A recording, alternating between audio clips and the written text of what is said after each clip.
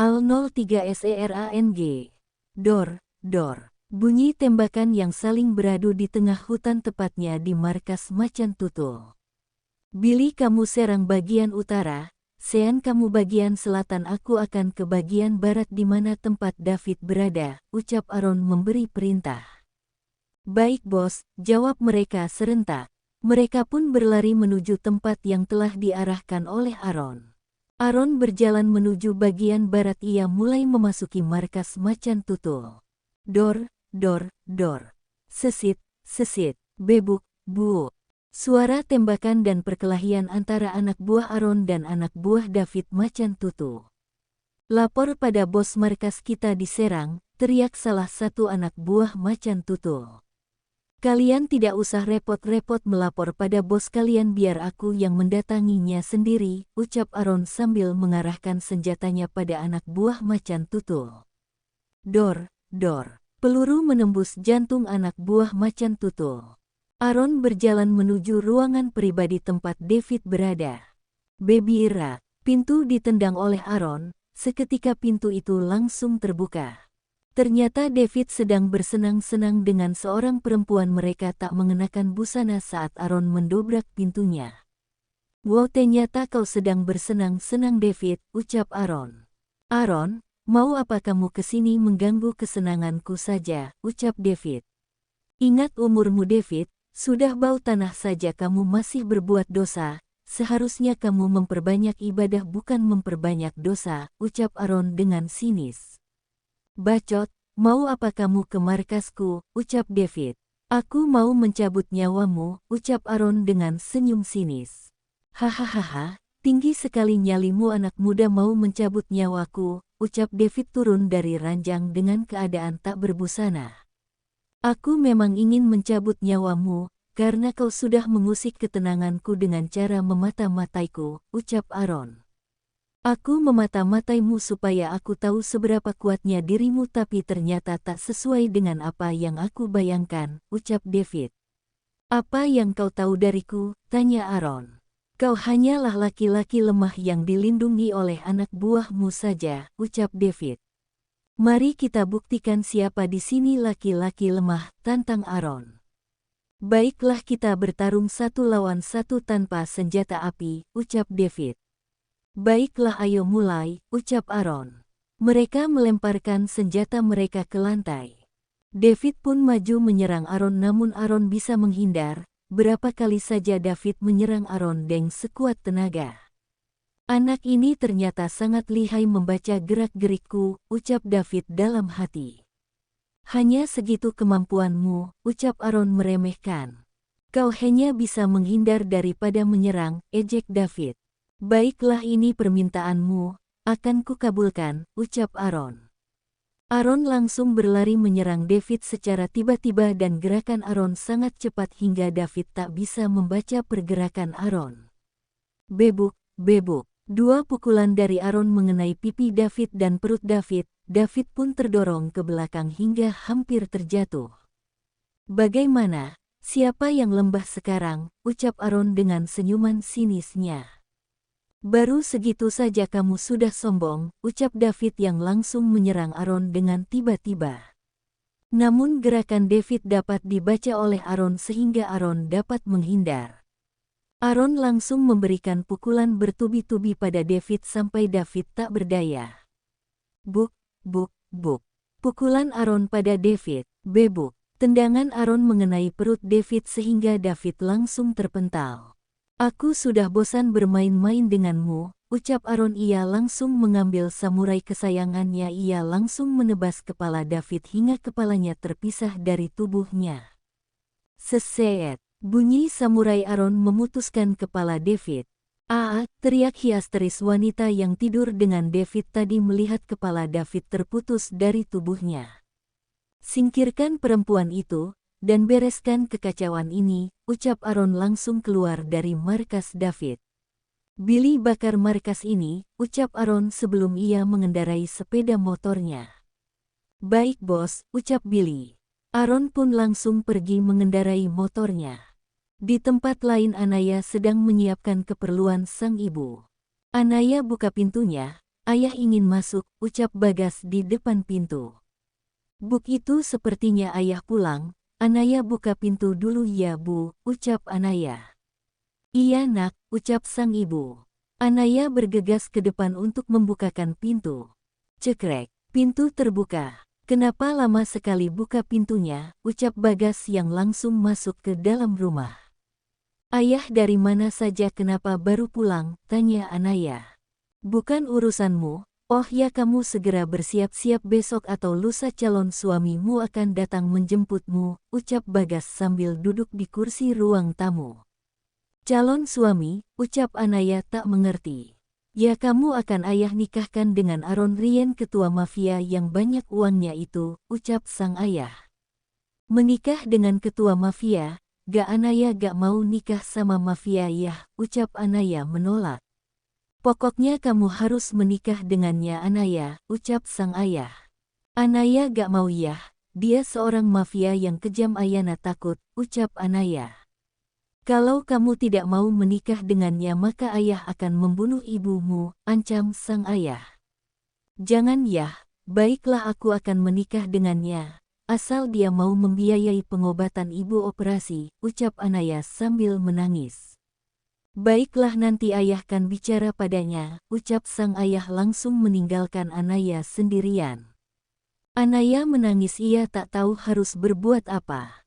Ayo Naya kamu jangan sedih ini demi ibu kamu harus kuat, ucap Anaya menyemangati diri sendiri. Bagas bergegas menuju kamarnya ia mengambil handphonenya, Ita ingin menghubungi Aron. Halo Tuan, ucap Bagas. Jawab Aron. Begini Tuan Anaya ingin menikah dengan Tuan asalkan Tuan mau membiayai operasi ibunya, ucap Bagas dengan hati-hati. Kenapa harus aku yang membiayainya? Dia kan cuma jaminan hutang terus kenapa aku yang harus mengeluarkan uang, ucap Aron. Maaf Tuan kalau Tuan tidak mau membiayai operasi ibunya dia tidak akan mau Tuan, ucap Bagas. Itu bukan urusanku. Itu urusanmu dengan anakmu, ucap Aron. Saya mohon Tuan tolong biayai operasi ibunya Anaya, saya jamin Anda tidak akan menyesal bila menikah dengan Anaya, dia multitalenta segala bisa Tuan, ucap Bagas membujuk Aron.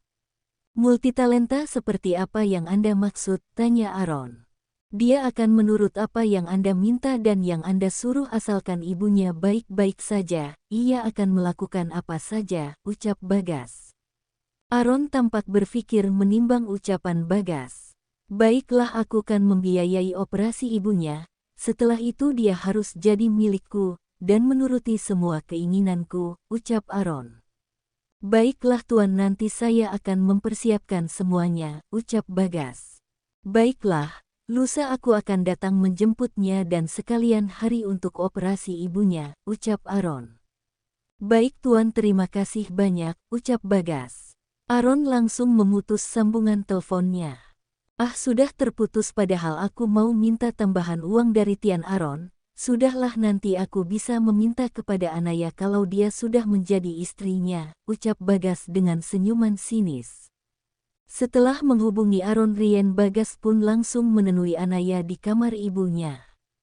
Naya, Tuan Aron Rien mau membiayai operasi ibu kamu lusa ia akan datang sekaligus jadwal operasi ibu kamu, ucap Bagas. Anaya bingung ia harus bahagia ataupun sedih. Siapa Tuan Aron Rien, tanya sang ibu. Udah Marni kamu diam aja gak usah ikut campur kamu tinggal nurut aja, ucap Bagas pada ibu Anaya. Nama ibu Anaya adalah Sumarni atau biasa dipanggil Marni. Tapi dia anakku Gas, ucap ibu Anaya. Dia juga anakku Marni, ucap Bagas. Sudah jangan berantem, ayah persiapkan saja Anaya nurut aja, ucap Anaya. Apa maksudnya Nay, kenapa kamu setuju aja sama ayah kamu, ucap sang ibu pada sang anak. Anak kamu mau aku nikahkan sama bos mafia yang sangat kaya raya, ucap Bagas dengan senyum senang. Apa dengan bos mafia? Aku gak setuju, Naya gak boleh nikah sama bos mafia itu, ucap sang ibu.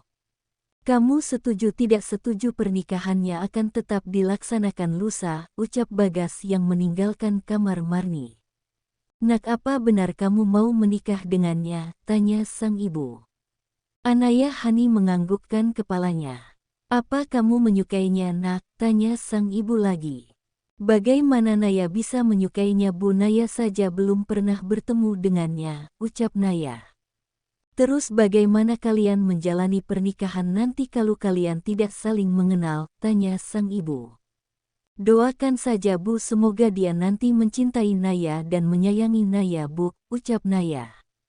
Iya nak, ibu akan selalu mendoakan yang terbaik buat kamu, tapi tidak dengan menikah dengan ketua mafia juga, nak, ucap sang ibu mengkhawatirkan anaknya. Naya akan baik-baik saja, Bu, ibu tenang saja, yang penting ibu bisa sembuh dan bisa jalan lagi, ucap Naya. Kamu memang anak yang baik, sayang. Semoga Allah selalu melindungi dimanapun kamu berada, nak, ucap sang ibu sambil memeluk Anaya. Iya, Bu, Naya sayang ibu, ucap Naya. Ibu juga sayang kamu, nak, ucap sang ibu. Aku akan ngakuin apa aja asal ibu bisa sehat dan bisa jalan lagi, ucap Anaya dalam hati. Naya ke belakang dulu ya, Bu, ucap Anaya. Iya, jawab sang ibu. Anaya pun pergi meninggalkan kamar sang ibu. Naya, panggil sang ayah. Iya ya, ucap Anaya. Duduk sini, ayah ingin bicara sama kamu, ucap sang ayah. Anaya pun menghampiri sang ayah, ia duduk di samping ayahnya. Kamu nanti jangan malu-maluin ayah di sana, kamu harus nurut, apapun perintahnya harus kamu turuti, kalau tidak kamu akan tahu akibatnya. Dia bisa kapan saja bisa membunuh ayah dan ibu kamu, ucap sang ayah memperingati Anaya. Iya ya, jawab Anaya. Nanti kamu jangan lupa kalau dikasih uang sama dia kamu kirimkan buat ayah dan ibu, kamu jangan jadi kacang lupa kulitnya, ucap sang ayah. Iya ya, ucap Anaya. Ya sudah, sana kamu ke dapur buatin ayah kopi, ucap sang ayah. Anaya pun pergi menuju ke dapur untuk membuatkan kopi untuk sang ayah. Di tempat lain Aron sedang duduk di ruangan keluarga, ia sedang menunggu kedatangan sang papa. Tak lama terdengar bunyi suara mobil sang papa di depan rumah. "Pa," panggil Aron saat melihat sang ayah baru masuk ke dalam rumah. "Ada apa?" ucap sang papa. "Ada yang ingin Aron bicarakan sama papa," ucap Aron. "Bicara apa?" tanya sang papa yang langsung duduk di sofa ruang keluarga. "Mengenai permintaan papa yang ingin Aron menikah," ucap Aron. "Ya terus," ucap sang papa. "Aron akan menikah dengan seorang gadis desa, Pa," ucap Aron. "Benarkah, kapan kamu akan membawanya ke sini, Ron?" ucap sang papa antusias. "Rencananya lusa ya. Besok aku ada urusan perusahaan dulu yang harus aku selesaikan terlebih dahulu, jadi lusa mau ke sana," ucap Aron. Terus persiapannya sudah kamu siapkan belum?" tanya sang papa. "Persiapan apa, Pa?" tanya Aron bingung. "Persiapan kamu mau ngelamar dia lah, gimana sih kamu?" ucap sang papa. "Oh, itu sudah diurus sama Billy, Pa," ucap Aron berbohong, sebenarnya ia belum menyiapkan apa-apa. "Kenapa kamu nyuruh Billy, kenapa gak kamu aja?" ucap sang papa. "Aron sibuk, Pa, jadi gak sempet, makanya Aron suruh Billy aja," ucap Aron mencari alasan. "Ya sudah, nanti kamu bilang sama Billy harus yang paling bagus, jangan mengecewakan," ucap sang papa. "Iya, Pa, nanti aku bilang sama Billy dan aku akan memantau Billy lewat telepon," ucap Aron. "Siapa nama gadis yang akan menjadi calon istri kamu?" tanya sang papa. "Naya," ucap Aron yang ingat saat Bagas menyebut nama Naya saat berteleponan dengannya waktu itu. "Nama yang cantik, kamu harus mempersiapkan segala kebutuhannya di sini," ucap sang papa. "Iya, Pa," ucap Aron. "Ya sudah, kalau begitu papa ke kamar dulu ya, papa mau membersihkan diri dulu," ucap sang papa. "Baiklah, Pa, nanti kita makan malam bersama ya, Pa," ucap Aron. "Iya," jawab sang papa yang langsung beranjak dari duduknya dan berjalan menuju kamarnya. "Sebahagia itu papa mendengar aku akan menikah, aku akan lakukan apapun asal papa bahagian," ucap Aron lirih. Aku tahu selama ini papa sengaja menyibukkan diri agar papa tidak teringat dengan pengkhianatan mama. Aku tidak akan membiarkan siapapun lagi menyakiti papa. Aku akan berjuang demi kebahagiaan papa, ucap Aaron sendiri. Aaron langsung meninggalkan ruangan keluarga. Ia langsung menuju ke kamarnya. Aaron menghubungi Billy. Halo bos, ucap Billy di seberang telepon. Lo persiapkan keperluan dan apa LH yang untuk dibawa ke rumah Bagas untuk melamar anaknya, ucap Aaron. Gue gak salah dengarkan lo mau ngelamar anak Bagas yang punya hutang sama lo, tanya Billy. Iya on, lo laksanakan aja apa perintah gue, ucap Aaron. Emangnya apa yang perlu gue siapin, tanya Billy lagi. Mana gue tahu, lo cari tahu sendirilah, ucap Aaron. Ya tar gue cari tahu sendiri. Oh ya lo kesana mau bawa anak buah gak? Tanya Billy. Bawa tapi jangan banyak-banyak, lo siapin sekitar 5 orang ikut kita ke rumah Bagas, 5 orang lagi buat ngawasin kita dari jauh, ucap Aaron memberi tahu Billy. Iya terus ada lagi yang perlu gue kerjakan lagi, ucap Billy. Lo bilangin Sean buat siapin berkas yang harus gue tanda tangani besok dan siapkan berkas buat meeting besok, ucap Aaron. Baik bos, ucap Billy. Ya udah itu aja yang pengen gue sampaikan ke Elo. Lo jangan lupa bilang sama Sean perintah gue tadi, ucap Aaron. Siap bos, jawab Billy. Aaron pun langsung mengakhiri sambungan teleponnya.